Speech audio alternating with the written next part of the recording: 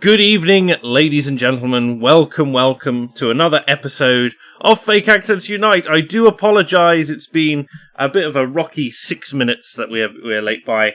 Unfortunately, the Britisher was having issues with his audio, and we were just getting everyone in. So, welcome everyone, and of course, I'm joined as always by the technologically challenged Britisher. Good evening, sir. Good evening. Well, yes, it's your Discord thingy. For some reason, it no longer accepts the default audio, and it needed to be told specifically which one it needed. So I'm your Discord. What I'm hearing is the bad workman blames his tools, Britisher. Of course. I think you being unable to pass the difference between your voice and video settings is not really my fault, is it? Surely. Of course it is. You use this abomination called Discord, so it's your fault. It's an abomination, is it?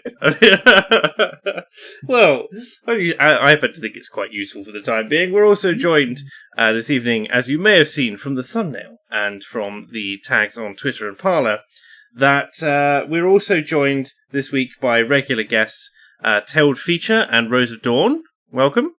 Hi. This is the third week in a row that both me and Tailed have been on the show. No, it's just wanted to highlight that to everyone. We are now becoming part of the furniture. I was going to say, I'm going to have to get my my little stream thing amended to have you sitting on the shelf next to Britisher in his jar. And we're also joined for the second week running by Sue, who made her debut on the show last week on the centenary. Good evening. Hello. It's people saying my thingy is a bit weird, is it? Are you talking about my audio? I hope it's fine. But welcome, Sue. What did you make of your first experience of fake accents last week? It was interesting. I don't feel like I belong here. I feel like it's maybe possibly a little bit too spicy and political for me. But I did enjoy hearing the Britishers' take on many things. And I also enjoyed being really angry about them. There you go, as long as you enjoyed me. That's good to know. I'm glad that you're as masochistic as you need to be for these sorts of things, because you don't normally do streams online, do you? You're usually much more sticking to. I sometimes do streams where I just unbox stuff because I don't really want to edit it and I'm lazy. But I haven't done that for a while because I've got like 17 boxes under my table. I really need to get a grip, but I haven't done anything for like a month or two or something. So I really need to stop. But you got to be careful, Sue. You're going to expose us as only streaming because it's much easier to produce than regular edited content. Definitely. We've had a couple of super chats come in already. Mad Beast Yeti says, "Late. Can't ever start the week off right. All your fault, NOS." Thank you, man. NOS. NOS. And I'm like, you can't even spell your super chat correctly, Mad Beast Yeti. What can I say? But thank you for the $5 Canadian nonetheless. Since Gowan has also sent in his obligatory 2 krona donation to let us know. He says, "You know the deal. It's now 1,827,823 seconds late over the course of the entire history of the show." Thank you very much. It's going. Although no aspersions to black holes, which we usually get as you know, how we're displacing the time-space continuum just by the very nature of us being a show which is late on the internet. Silly Sailor also says, "Anyone else notice that Belarus's dictator wasn't a problem or even discussed until he didn't go along with the COVID-19 narrative?" I don't think it's about that. I mean, it's the particular scenario, but we'll get into that later. We'll get into that definitely. I just posted a meme in stream chat. Marvelous. I will have a look there in a second. Coming point Belarus. I will add it to the stream so that people can see it there. But yes, how are we all? How have we found the news of the week? Anything interesting popped out at you at all? I did hear that. I think it's in Dover. There's a no, wait, that wasn't Steel. used. Sorry, I don't know what I'm trying to think of. Sorry, my mind has just immediately hit a blank, and so it's just started rabbling on about nothing. I am a great guest. We've gone well. We've started well. Strong. Jesus Christ! Oh yeah. I mean, we could. What I have up on my screen right now is apparently a more infectious version of COVID has been discovered in Malaysia, which is 10 times more infectious. So there's that. Oh, the joy. Chat is asking, Britisher, are you aware of an artist, and I use artist in the loosest of terms, named Cardi B? Yes. Oh my god. And also, what's your opinion on the latest artistic masterpiece? What is it called? WAP. WAP. Britisher thought it was a banger, and actually, gave us a sample. Yes, in the week that was, I debated. I talked about this quite at length, because Mr. Shapiro, of course, had read out the lyrics. Oh, so we did. There's just something about like Ben Shapiro's weedy little voice reading. Well, of course, Ben Shapiro is aware of the comic effect of his being the person who reads out such a thing. Don't ruin it, Richard. I like the idea that he isn't self-aware and I could just cringe alongside. It was similar to Christopher Walken on some show once reading out the lyrics to Lady Gaga's Poker Face. Oh, goodness me. Absolutely deadpan. Yeah.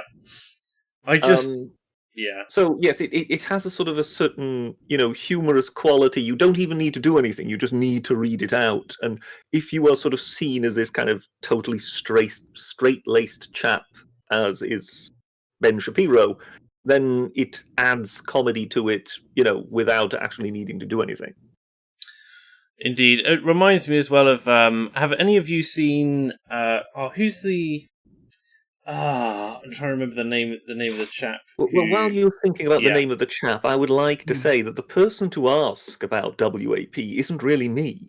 It's the academic agent. Because he is the person who is the connoisseur of rap, who enjoys this not stuff. Rap, it's fucking shite. It's not rap, it's terrible. I mean, AA is more down with the gangster rap from the early 90s. He likes his Mace. I mean, whichever way you look at it, NWA. Like, I think anything kind of released after 2000, I think that's when he just kind of decides it's not real rap. I don't know. I mean, this is a man who unironically enjoys a lot of NWA, so... Yeah, I got NWA class. NWA done quite a few good songs. Yeah. Also, I'm really interested in like the Britishers' actual music taste, because he was bringing up Hingy, that walking fella, doing other lyrics. Like, do you actually like pop music? Like, what music do you like? Britisher listens to Wagner and nothing else. Dear God, not Wagner. No, it's just a little Brahms. A little bit too German, too melodramatic. No, I quite like pop music. You kind of treat it as almost like lift music, something that runs in the background. Why do I have a feeling that you listen to Kylie Minogue? No, not even that. I can just imagine the Britisher cleaning his house to the tune of "Let's Get It Started" by the Black Eyed Peas. Oh yes, that's very much me. Yes. So I hoover to the Black Eyed Peas. Yes. So Britisher, what would you say like your top 10 songs are? Just so you get an idea of when it comes to my sort of real love in music, it tends to be blues music, right? And I also like a lot of sort of soul music. So do you mean stuff like Robert Cray, that kind of thing? Robert Cray, yes. B.B. King is my all-time favorite. We had Muddy Waters, Howling Wolf, Elmore James. Stevie Ray Vaughan. In that, Stevie Ray Vaughan, very much so. Yes. I approve. So Jeff Healey and Stevie Ray Vaughan are pretty much the two best of their generation who sadly died, and thus kind of the conveyor belt was broken, if you know what I mean. I'm carrying it on. Well, there you go. See, you and Mr. Will Guitar. Yes. But and we still await that guitar duel, by the way, between your good self and Mr. Will Guitar. Was that a thing? I don't remember. Yes, most certainly. No, so that I'm tends to be where I'm at home. I'm just imagining Tailed and Mr. Will Guitar having a kind of like a battle, a battle of the bands style, but in a wrestling ring, and it's all got to be basically arbitrated by Dr. Randomacam, like in the middle with his crazy hat, just playing these two off each other. I imagine it to be more like the scene from the film Crossroads, where Steve Vai and whatever the young lad's name is, the Karate Kid chap. We don't need to know his name. Isn't he something macho? I've no idea. But yeah, basically Steve Vai is the devil and is very good at shredding on the guitar. But then the Karate Kid guy plays a classical piece, and the devil can't keep up with him and loses. Basically, that's pretty much the entire film distilled down into. I mean, I believe they are supposed to have had sort of like piano duels in New Orleans, where there are people like Jelly Roll Morton and whatever. And that's why, I think he's got one called, the Finger Breaker, which isn't really a particularly nice piece as such to listen to, but it's supposed to be one of the most impossible pieces to play on the piano. So they would kind of duel each other and in that way, as is in that film, but it would be done on pianos between the jazz pianists. And Jelly Roll Morton was basically seen as possibly the best, and he is the one who always claimed to have invented jazz. And that's a claim. There is one song, there is one track of his. I think it's called "The Crave," and if you listen to it,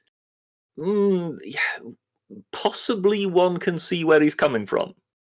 Because it seems to be a sort of hybrid where all sorts of influences come in, and at times he almost drifts into what we would recognize as sort of more modern jazz.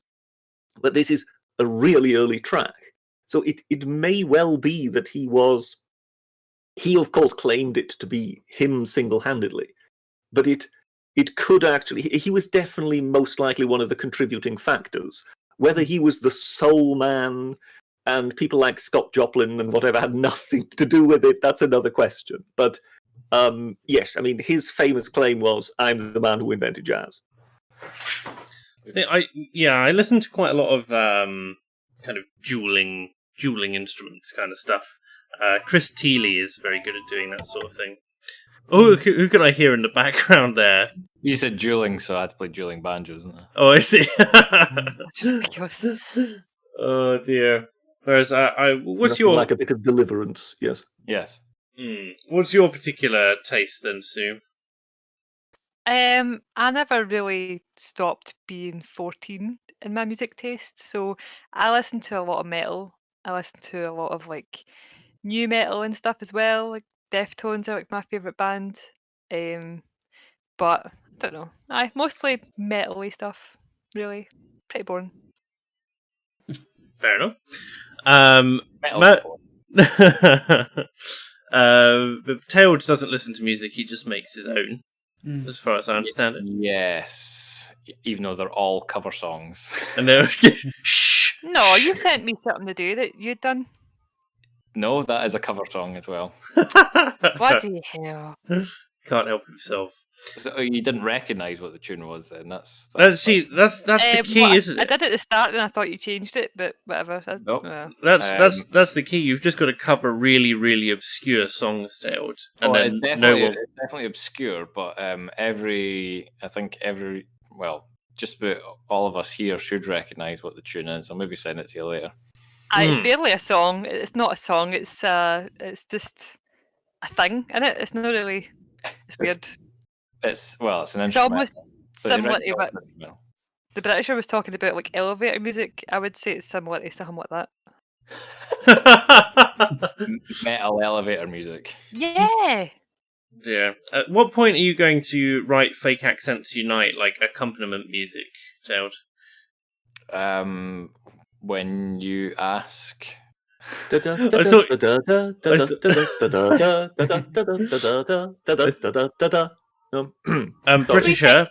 Don't you?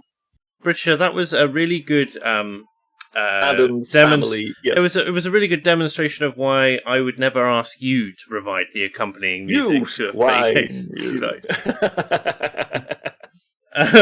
What were you saying there, Sue? I was saying he takes like no commissions, but like he'll do it for like he did Marcus's and he did mine. Yeah. Oh yeah, I You definitely. actually do that for a job. I was fully expecting him to say when you pay me. That's what I was. Well, you need to ask me first, and then I'll tell you how much. I need 2 hours of repeating accompaniment music for every episode. I could keep you employed for life at that point. Well, if you want it live, then yeah, I'll definitely need paid. You could just be like the guy, like House band. Yeah, house band, definitely. When we become a proper live show with like a studio and all that stuff, then obviously we'll need a house band. And Sargon, if that's what he's planning on doing with his new setup and office and all that. What, like Sargon will become the new like BBC Radio 1 Extra or something like that. You know? I thought you were going to say it'd be the new Victoria Derbyshire. Oh God, no! Nothing can revive that particular segment. Mad Beast Yeti, who we criticised earlier for misspelling his tweet, said, I went over this with AA. Maybe if you put some real money into the colonies, we colonials might learn how to spell. It's like we're too busy trying to teach the Scottish to give up Gaelic. So it's just not working at the moment. We've got too much tied up at home. EC90 says, WAP is a wholesome song about Cardi bathing her cat. Oh yes, this is the start of our thing. Just thank you for that. Everything about this song is like the purest form of degeneracy, and I love the idea. Here we go, degeneracy. I just really hate the song because it's a terrible song, not because of like what she's singing about or the video. None of that offends me. None of that upsets me. It just doesn't have a good rhythm, and the lyrics don't even really rhyme a lot of the time. It's just terrible. I just can't even dance to it. I'm not offended by it. I just think that everything that it represents is just kind of unhealthy. A mixture of unhealthy behaviour, hubris, and poor lyricism. Well, I was on Twitter, was it last week? I don't know, a couple of days ago, talking about this song. But basically, it seems to be divided. Like, one half seem to be absolutely, utterly offended that it's disgusting and there's babies online and how come they get away with it on YouTube and no one else does and blah, blah, blah, blah. Then the other half seem to be like, oh, this is so liberating for women because they're talking so openly and disgustingly about sex that this is normalising it and all women should be allowed to talk about sex this way. And I'm like, all right, I mean, nobody ever stopped you. You can do what you want. But I don't think the song does either of those things. I think that it's just no very good. You can sell a lot of rubbish by claiming it's about girl power. Yes. I'll admit, I still haven't heard this song. Am I the only one on this stream who hasn't heard it? I tried to listen. I've listened to the first sort of minute or a minute and a half, and it was so awful. It was so awful that I couldn't do it. So what's the name of the song? WAP. Cardi B. Right, I'm going to listen to it just so I actually can have a take on the song and I can come back and give a review. So you're back in just a moment. No problem. It's the fact that, aside from anything else, this video, again, it is publicising vulgarity as well, but this song has 100 million views at the moment. Yeah. which obviously in like YouTube money is a lot of money, but obviously she's a rich star and whatnot, so she doesn't really care about that. Yeah. Because all her money's in the concerts. But you're still looking at it and you're just going, how wonder how many of the audience are like, this is an absolute tune, what a banger, that it's not exactly Totally. Sorry, I was agreeing with you, but I was going to say that I think a lot of people take issue with it because, like, if I was to make a video on YouTube baking cakes, but I was to wear that leopard print top that she wore with the boobies cut right out and then just the nipples covered, so my boobies are just flailing around, but I'm baking cakes, I would be instantly demonetized. I'd probably get a strike, and then YouTube would hate me forever. But I think a lot of people on YouTube are like, this sucks because it's she's trending. famous, she gets to it's trending, and it's also fully monetized. It's like being promoted and stuff. Like, so everyone's like, well, how come I can't even talk about like paedophilia and how bad it is because it uses the word paedophilia? Do you know what I mean? So I get why people on YouTube are pissed off. Like, I agree with that, but yeah, I don't know. Well, it's quite simple. Cardi B is a trusted source. Oh, yeah. The double standards. I mean, she can be trusted not to mislead children. You see, that's the general gist of it. That's what we always get with all the news. If we touch on something that is in the news but which is deemed controversial, then we immediately either get demonetized or taken down or whatever. It's like if it's CNN, there's no problem because they are a trusted source. So in that regard, one is obviously being facetious here, but in that regard, Cardi B is a trusted source. She is sort of seen as the same thing as CNN, as opposed to us, the great unwashed, who are not allowed to talk about such things. We had this thing with primarily, I think it came up with the Gilets jaunes when that was going around, and there was a lot of footage of people in the streets being beaten by the police and stuff like that over in France. And you would take a segment which had been reported on by the BBC, although they stopped reporting on it very quickly, and then we'd go and basically provide our own commentary over it, and we would get demonetized, ineligible, potentially a strike, not copyright, just you are not allowed to incite or promote violence or hateful content on our platform. And you're going, but the BBC is doing this. It's very it's a horrible double standard, and it's very frustrating. And I don't know how we can really solve it unless one of us wants to go work for Google and become the new CEO of YouTube. I just don't think it's going to happen. I must ask something. I'm back. Go ahead. So, there's some hoes in this house. Over and over again. It is said repeatedly for like 3 minutes. So my take on it is, there's a lot of especially kind of rap from the mid 2000s when you have a look at people like 50 Cent that would go on about sex. I mean, stuff like Candy Shop is kind of all about sex, and there's loads of stuff like that. And so I can't say like, oh, this one's really, really vulgar, but all of this stuff that has been done years ago is perfectly fine or anything like that. I do think that it's not really maybe I'm showing my age because I don't think it's great. I think it's kind of cringy. Like, I couldn't imagine driving around with the song blasting out of my car, just constantly saying "There's some hoes in this house." The song it reminds me of is "Hey Mama" by David Guetta featuring Nicki Minaj.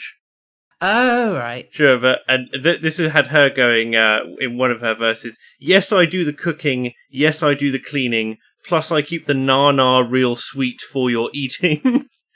Yes, you be the boss, yes, I be respecting, whatever that you tell me, because it's game you be spitting, oh. And then she's just singing about how she'll provide her ass whenever you want it, pretty much, for the whole thing. In a way, like, you know what's kind of reminded me of, but is a much better song, "Dirty" by Christina Aguilera. Doesn't immediately come to mind. No, but just kind of God, I don't Right, know. it's kind of like more of a explicit kind of version of that. That had a good groove to it, though, that song. Well, that's just Dirty's a it. I great mean, song. Yeah, Dirty's when a it great song. comes to sort of, introducing some kind of, edginess or whatever into these videos, pushing some sort of boundary, as long as there is a product to it. So you're pushing a product with this. That's one thing. The question is, what is the actual product in this beyond the actual boundary pushing itself? One thing that I would say about the song as well is like I mentioned about Candy Shop being like a song about sex, but at least if you were to kind of listen to it just on the radio, you wouldn't necessarily pick that up straight away, unlike something like this, where she's not really kind of using a lot of double entendres or really kind of wordplay. Everything about it is literally just "I want you to do this," apart from Nothing like is a bit about implicit. parking Yeah, it's not a clever car at in a all. garage. What you're basically saying is nothing is implicit, everything is explicit. Yeah. Whereas like looking at the lyrics, actually, no, wait, that's It's as close to pornography as it can get without actually being pornography in Oh. both lyrics and I otherwise. wouldn't really say so. See on Yeah. YouTube, right? How we all have to like rate our own videos to see if they're children friendly or not. Mm. We can get in trouble for that. Do you think that her video was rated child friendly so that people under 18 can see that video and hear those songs? I could well imagine it would be. But if we did something like that and it was put it as child friendly, like we could just get our channel removed. Yes, instantly. Yeah. So, which one of us is going to throw our channel under the bus to perform this particular social experiment? One thing I would like to ask, because people asked me, when they sort of said, well, what music do you like? The question was, do you like pop music? Now, it's not that I just 24 hours a day, if I'm listening to music, I will only listen to B.B. King and Muddy Waters and whatever. So, once in a while, you just like listening to something that's a bit more lighthearted and whatever. And in that regard, I'm quite happy to listen to just, regular pop music as it comes. Am I the only one in this, or or do you people just not listen to any pop music whatsoever? I don't listen to a single pop song ever. I don't listen to anything in the charts. No, same. Yeah, although the charts just now is all TikTok songs. So does that count? like it's all just I don't know. I really am showing my age with that, but everything just now sounds generic. Everything like kind of sounds really generic compared to the charts like 10 or 15 years ago when I actually kind of listened to it. You're no longer it. the target demographic, that's why. I know.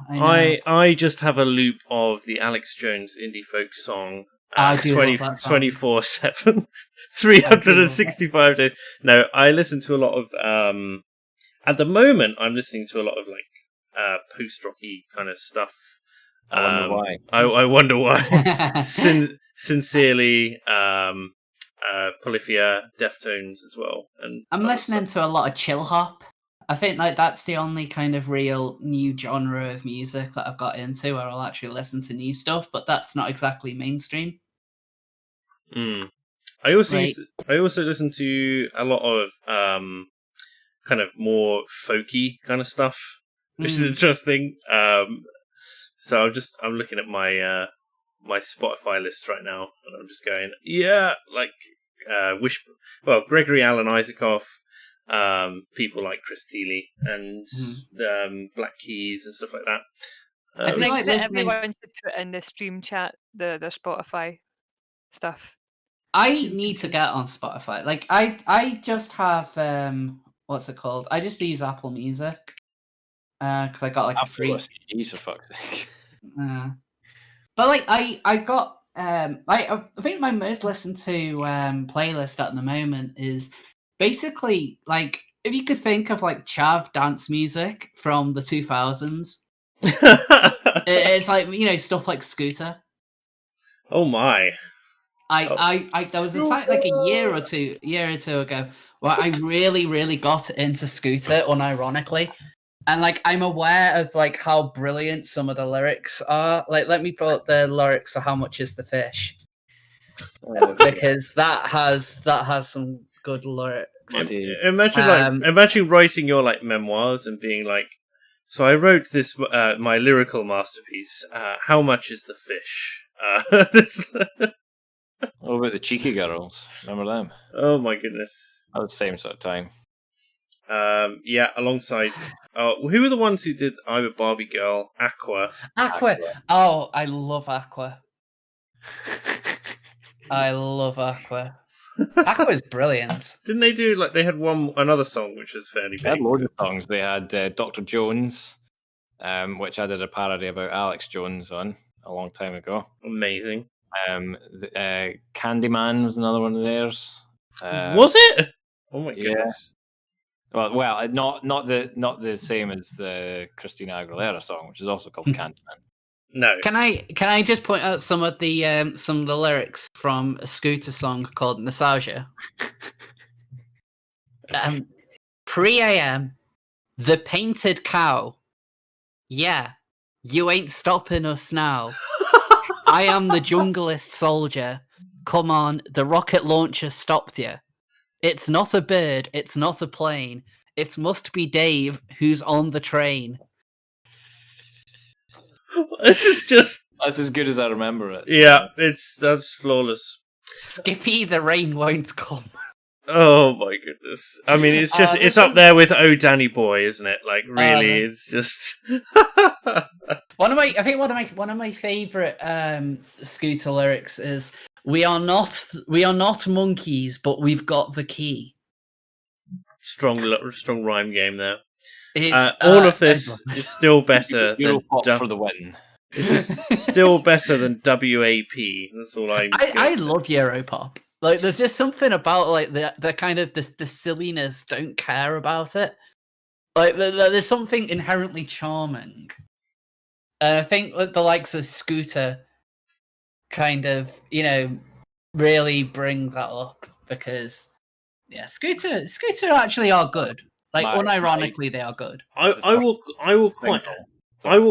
quite happily, like, I have no sense of the particular timing of my songs, so I will quite happily listen to a tune by Lunasa, which is, Lunasa, as my friend keeps calling them, which is a proper Irish folk kind of tin whistle band with, and that will go straight into Spitfire by Infected Mushroom, and I'll quite happily have those go on. See, this is the thing about music, sort of nowadays. Again, I'm going to sound like a total boomer, but I mean, when I was wee, and you would buy a single or something like that, you really only had the choice of what you owned or what was on the radio. Whereas obviously now you've just got access to all music that has ever existed. Yeah. So I definitely remember listening too much to Robbie Williams' Greatest Hits, which was the second CD I ever owned. I do love Robbie Williams. I still listen to Robbie Williams even now. The first CD I ever owned was Minutes to Midnight by Linkin Park. Oh, the first music I ever owned was a cassette, and it was Garbage, and it was the single Paranoid. And then the second thing I ever owned the band was Garbage. Aye. And then, that wasn't a description. No, I did wonder. Aye, and then the second one was White Pony by Deftones, and then for the just aye. I think the first CD single I ever had was Bob the Builder. Ooh. Well, hey, it was the in thing at the time. The first, and then I also had Stan as well, like a few days later. The first single. I mean, I had some cassettes and stuff like Now 35 or something like that. Smash Hits 98 and all that kind of stuff. Remember those Now albums? Oh, yeah, I used to love those. Yes, or something now. Yeah, and you still have them. Yeah. In fact, they also have. There's a specific Now app where it has basically all the playlists from every single Now CD. So you can actually there's loads of stuff that I used to listen to on these CDs, and I'd completely forgotten the name of it. And because I don't have the CDs anymore, the app was actually really handy just to find songs from my childhood. It is really cool. So I think the answer is that you people do like pop. Yeah, on occasion. On occasion. going to say the Britishers going to come in here and say, well, I first remember buying my first wax cylinder. It's very much along those lines, I'm afraid, yes. A 20-year-old Britisher first invented every instrument. And every method of recording them, clearly. All right, I'm going to go through the super chats so we don't get too far behind. Jesus Fried Cry says, "Hi, Sue." Is that That's it. Yep. I think he said something about remember it's a wholesome stream because I kept swearing and I realised I need to stop swearing. So that was his way of telling me to stop swearing. I can't see it on there. Oh yes, he says it's a waving hand and brackets. So for some reason the brackets didn't come on Streamlabs. This is a wholesome stream now. Yes. Mr. Jenny Benevolent says, Mr. Britisher is the superior rapper to all others, and nothing will change my mind. First Minister, are you taking requests today? I want an encore. All I can say is any talk of my being a rapper is a complete lie. I have never done so, and any claim otherwise is just rumour mongery. I have the recording, Britisher. It's just a lie. We could It's just play like it. you and your statistics. I could play it on this stream right now if you wanted me to. I think the audience is begging you not to. I will definitely. I'm gonna intro you next week with opening with that song. So you would never do such a thing. You won't realise that it's being played. I'll be like, "Oh, I'll take us live now," and what will actually have happened is I'll have been playing your song as an intro. And somebody's. I don't know if I'm doing an encore, by the way, because an encore would imply that I'd had to play something before. Oh. Which I haven't. I mean, you can play something whenever you like, Dale. I have been when I've been muted. Reconquista UK says, all Cartel streams need accompaniment by Tailed and his guitar. So there you go. Well, so long as I get some super chats or something. Play for the people, Tailed. Play for the people. Be part of the rock band Moop. Play just to get your music out there. That's what the real thing is. The Mr. Jenny Benevolent says Cardi B would eat a third biscuit, possibly a fourth. Judging by her measurements, it looks like she already has. Anakin Cringewalker says, welcome folks to Carl at 11. Tonight we celebrate the Queen's 105th birthday. Let's take it away with Tailed and the accents. Nice. I like the idea that it's, that you have a backing band called the Accents, though. That's pretty good. It would just be a drum machine, let's be honest. Shh! Don't tell them how the music industry functions. Anakin Cringewalker also says, am I a bad person for wanting Carl to be the name for male Karens so that we control Sargon? It's like, okay, Carl. I mean, there was that thing with The Walking Dead, wasn't there, some time ago? The whole, Carl memes. Any of you remember that? No? Yeah, Carl or something. Coral! Well, that's it. That's how... Well, I don't know about Sue, but that's how I say his name. Carol. So, he's Carol. I got distracted because I was watching a thing about Joe Biden and Cardi B. What were we saying? Carol? It said that... Carol Benjamin. It's Carol. It should be...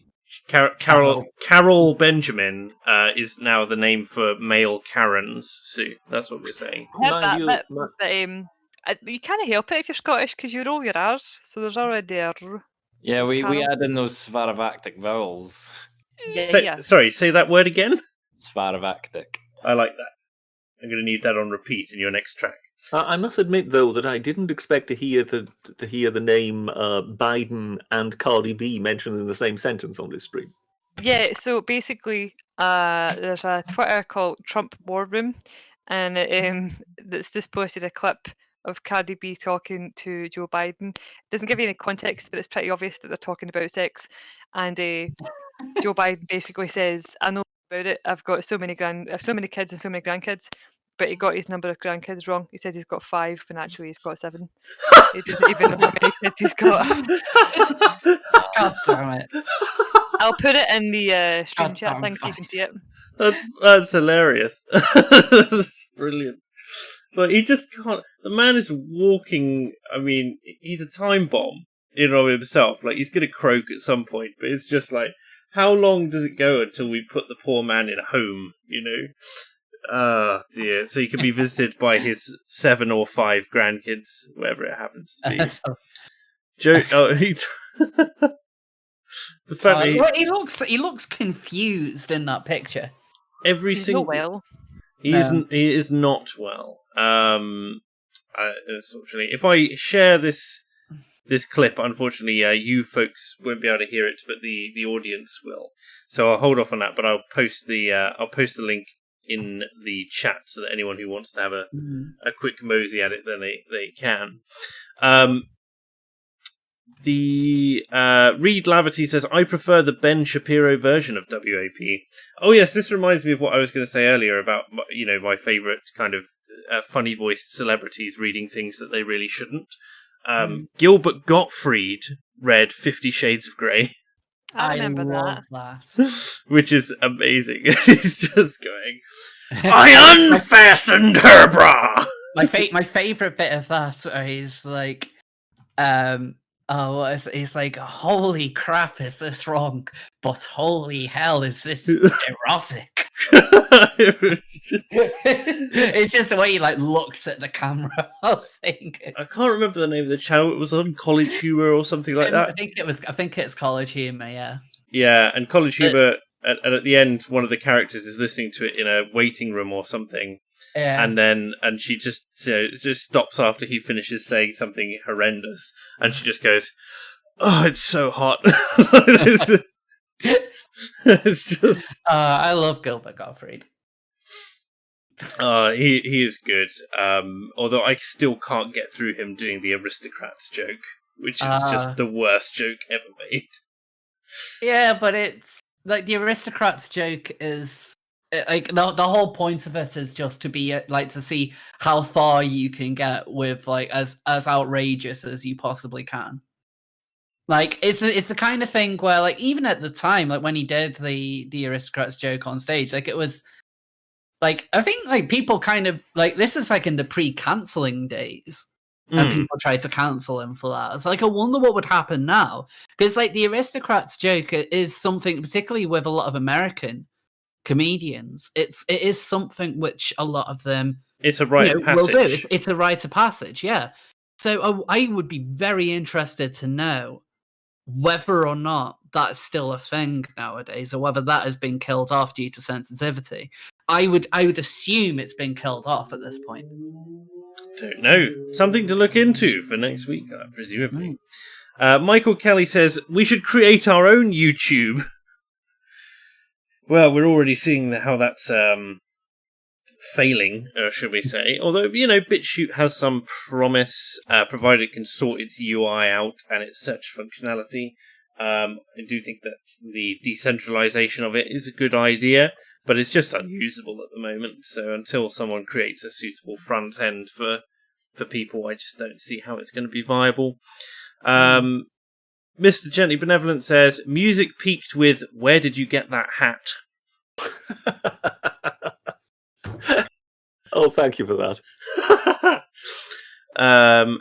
Mr. Gently Benevolent has a question for Sue. Are you ready, Sue? Oh, yes. Does Sue believe that floors exist?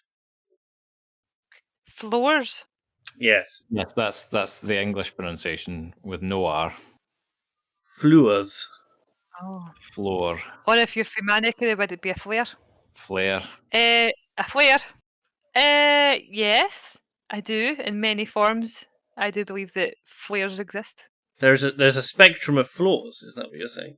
Yes, because it can be like the floor of like a hotel. You're on the 3rd floor, the 5th floor.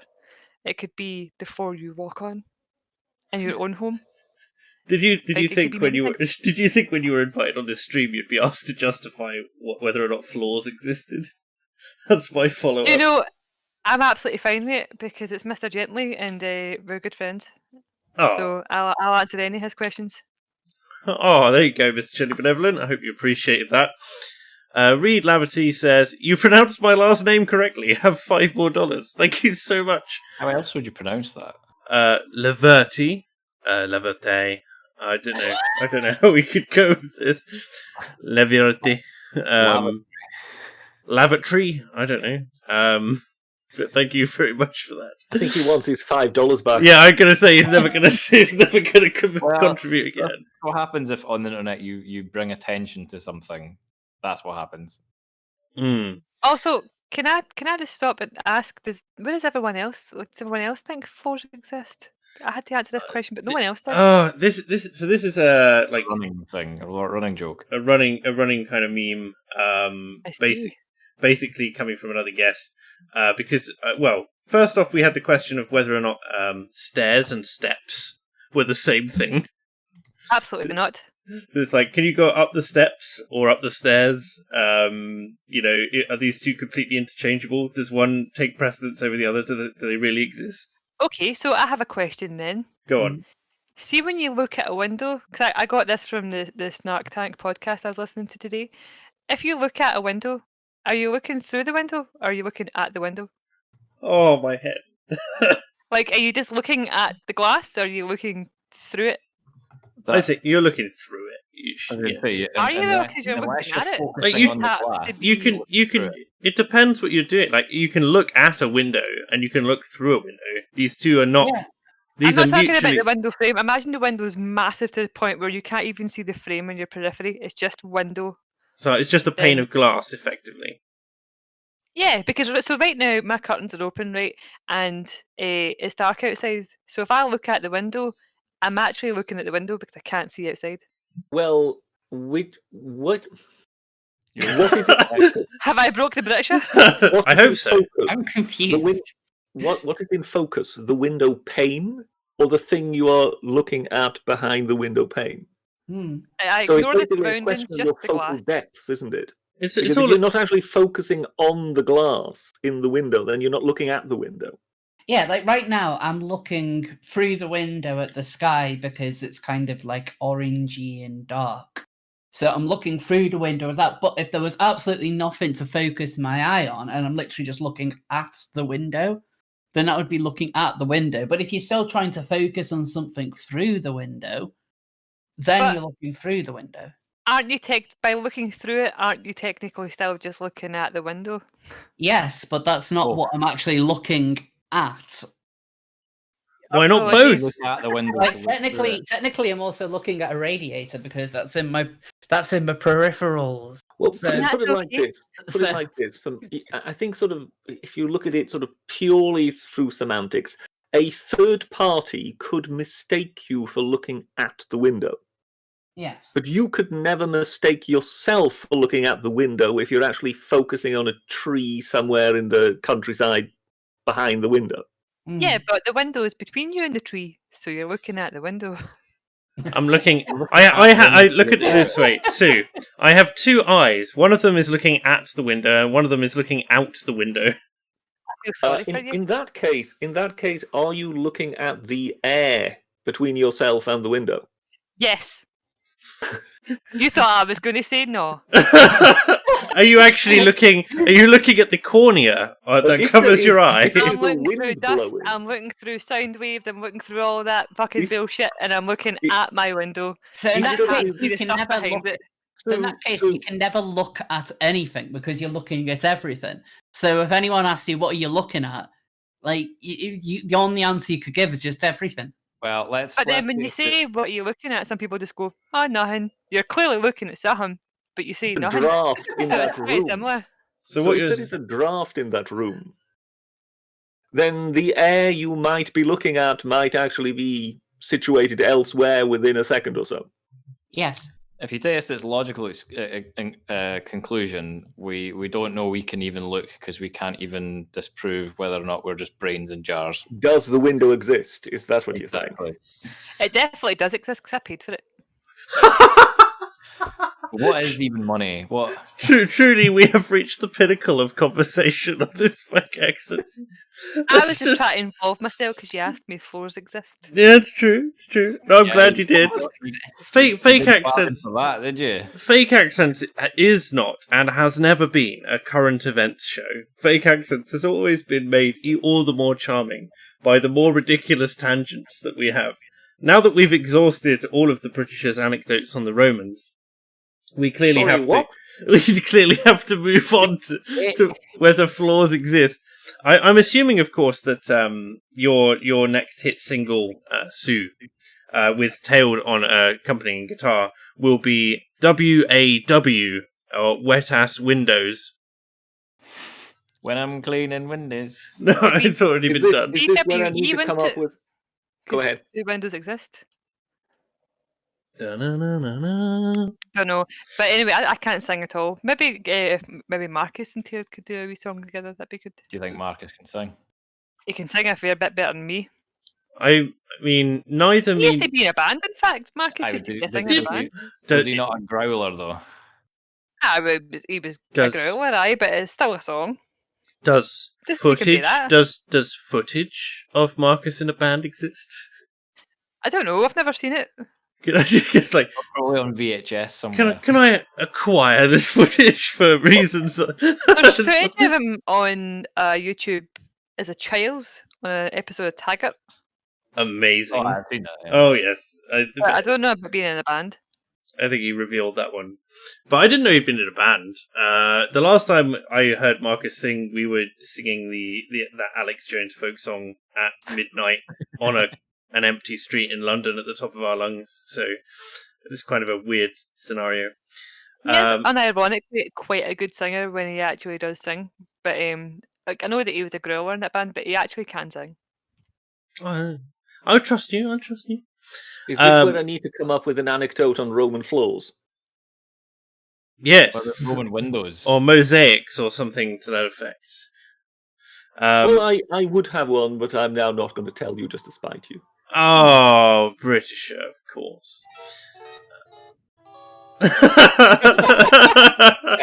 Yes, Dale. All right. Mad Beast Yeti says a bit You off. do realise he's going to charge you for that. He doesn't realise that if he doesn't work out the contract with me beforehand, he doesn't get a cent. Mad Beast Yeti says, bit off topic, but New Brunswick Primer just called a snap election about an hour ago, and the federal government is looking shaky too. Canada might be having a few elections in the fall during the pandemic. Can anyone make sense of this particular super chat? What? Canada might be having elections in the fall? A snap election. New Brunswick Primer has just called a snap election an hour ago. Let's have a look here. Who cares about Canada? It is... This was the... Jesus Christ, who's listening, but... Yeah, it's a unfortunately, I don't know that much about Canada, but I think that in terms of a snap election, I'll be really curious to see whether or not Trudeau holds on to his majority, given that he is the blackface Prime Minister. And if he can manage to survive that through a snap election, then, I mean... Although, to be fair, like, Trudeau could probably win over here if he was facing the Labour Party. So it's meant to be Premier, not Primer, by the way. Oh, Premier. That would make more sense. I was going to say Primer. Like, what we're talking about the film about time travel. It's all very confusing for a second there. But I don't think, especially on the kind of global stage, Canada having an election would change all that much, if I'm honest. The only thing as well regarding snap elections that I've seen, which is an absolute piss take, is New Zealand have delayed their election by 30 days because they have 5 coronavirus cases in the country. Mm. Well, when was the election supposed to be held? Like next month, I think. This month, and they've delayed it by another month. Well, if Trump tried to do a similar thing, the same people cheering on the bravery of New Zealand's leadership, like they would be like condemning Trump to hell already again, because I mean the SNP were considering delaying the Holyrood elections, which aren't until next May or something. Well, it's a stupid thing. Like, obviously, as most of you know, I'm at university at the moment. Yes. And the whole plan for the year that is no lectures, all pre-recorded with Zoom sessions afterwards, or whatever software that they find which has more security than what Zoom had. then seminars are going to be socially distant for a year, and it's only going to be every other week because you'll be in one cohort, and then the next cohort will go in the next week, and it just repeats like that. And I'm just going, I'm paying how much for this? You know? It's uni, right? Like, one of the things, like, when I... let me start over again. Regarding, like, the A-levels debacle of people missing out on places in universities, I know that they've now said they're going off the teachers' marks, but, like, for some people, that's going to be coming too late. But at the same time, that's a kind of a good thing, because this next year in uni would be terrible. Like, you're getting absolutely nothing out of that experience, because uni is more than just especially when you're like 18 or 19. It's more than just doing the course. It's the social aspect. It's the first kind of feel of freedom, like moving away from your parents. Instead, like, no one's going to be getting that. You're not going to be in a position where you can make a lot of friends on your course or, outside of your course. Like, why would you want to pay for when it's going to be like that? I mean, I would just wait until 2021. I mean, you don't have to pay. or that. But I just hold off. I always looked at university as, the only reason I went to university was because it's a gatekeeper to the particular industry that I want to be proficient in. And if they didn't hold the keys to certification, I would be doing an apprenticeship or finding another way to get those, or doing the whole thing online immediately, because at the moment universities used to have the monopoly on knowledge, and now they don't have that because the internet exists. So effectively they're just a roadmap to knowledge and a networking opportunity. So if they've taken out the entirety of the networking opportunity because of that, that's half their value lost. And the only thing that they can offer is accreditation, which is just the last vestiges of their power. University degrees are useless when there's no economy, no jobs anyway. So I can't wait to be scrubbing pots and pans with the rest of you when push comes to shove, because my degree is completely useless. Also, in regards to the socialising at uni and stuff, and why wouldn't you go based on your grades and stuff like that? I don't know about England, but up here, they basically based your grades on where you lived. So if you were poor, you got fucking shit grades, and if you were rich, you got higher grades. So I would go to uni so that I'd be surrounded by the same kind of people. If I was rich and I wanted to be surrounded by rich people, I would just go to uni just now, because I'm going to pat anyway, because I don't know how much uni I'm going to be in, because you don't know if coronavirus is going to kick off again. So it's going to be an easy fucking year. So if I was a kid just now and I got good grades, I would go, but mostly because it seems like it would be absolute plain sailing.